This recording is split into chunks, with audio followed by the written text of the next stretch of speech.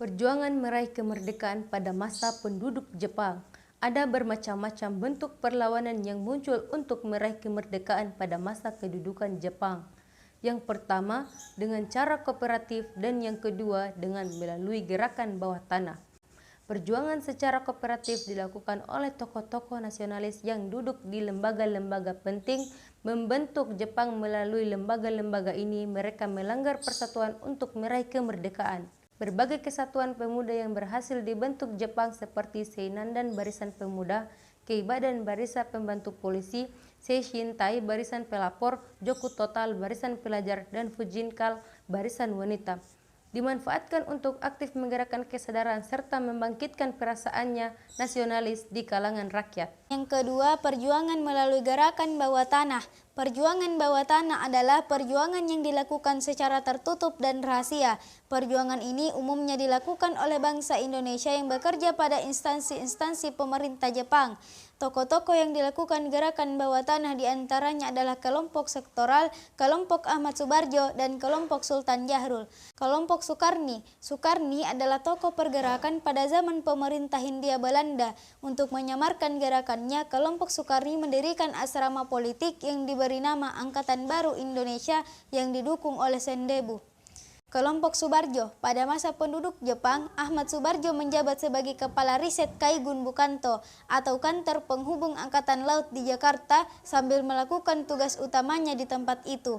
Ahmad Subarjo berusaha menghimpun tokoh-tokoh bangsa Indonesia yang bekerja dalam Angkatan Laut Jepang dan mendirikan asrama Indonesia Merdeka. Kelompok Sultan Jahrir. Sementara Soekarno dan Hatta kerjasama dengan Jepang, Jahrir membangun jaringan gerakan bawah tanah antifasis. Jahrir yakin Jepang telah tak mungkin memenangkan perang. Oleh karena itu, menurutnya kaum pergerakan mesti menyiapkan diri untuk merebut kemerdekaan di saat yang tepat. Kelompok pemuda. Di Jakarta terdapat dua kelompok pemuda yang aktif berjuang, yakni yang terhimpun dalam asrama Ika Daikagu dan kelompok pemuda yang terhimpun dalam Badan Permusyawaratan atau Perwakilan Pelajar Indonesia.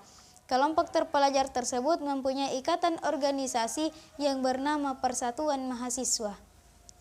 3. Perlawanan bersenjata. Selain perlawanan yang dilakukan dengan cara kooperatif dan gerakan bawah tanah, rakyat Indonesia di berbagai wilayah juga melakukan perlawanan bersenjata. 1. Perlawanan rakyat Desa Sukamana di Tasikmalaya.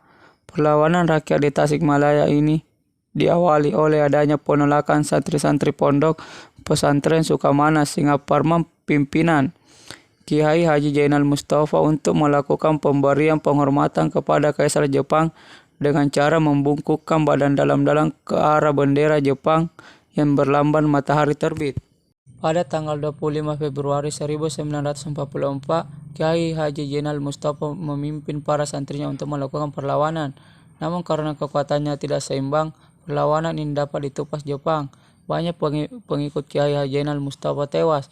Kiai Haji Zainal Mustafa ditangkap dan pada tanggal 25 Oktober 1944, ia bersama para pengikutnya yang tertangkap dijatuhkan hukuman mati. Kedua, perlawanan rakyat Indramayu. Peristiwa Indramayu yang terjadi bulan April 1944 disebabkan adanya kewajiban penyetoran sebagian hasil padi dan pelaksanaan kerja rodi, kerja paksa atau rumusah yang telah mengakibatkan penderitaan rakyat yang berkepanjangan. Pada bulan April 1944, mereka melakukan perlawanan di Karampel. Perlawanan yang sama dilakukan oleh rakyat yang tinggal di Cidemper dan Lohember. Karena sifatnya spontan, perlawanan ini mulai dihentikan oleh tentara Jepang. 3. Perlawanan rakyat Aceh. Di bawah pimpinan seorang guru mengaji bernama Teku Abdul Jalil, rakyat Aceh melakukan perlawanan terhadap tentara Jepang di Chot Pilen. Perlawanan yang terjadi pada tanggal 10 November 1942 berawal dari tindakan yang semena-mena yang dilakukan oleh pemerintah penduduk Jepang. 4. Perlawanan petani Blitar. Pembela tanah air, sebuah organisasi militer bentukan Jepang ini melakukan perlawanan karena sudah tidak tahan lagi melihat penderitaan rakyat yang berada di wilayahnya. Perlawanan ini disebabkan karena persoalan pengumpulan padi, rumusa dan heiho yang dilakukan secara paksa dan di luar batas perikemanusiaan.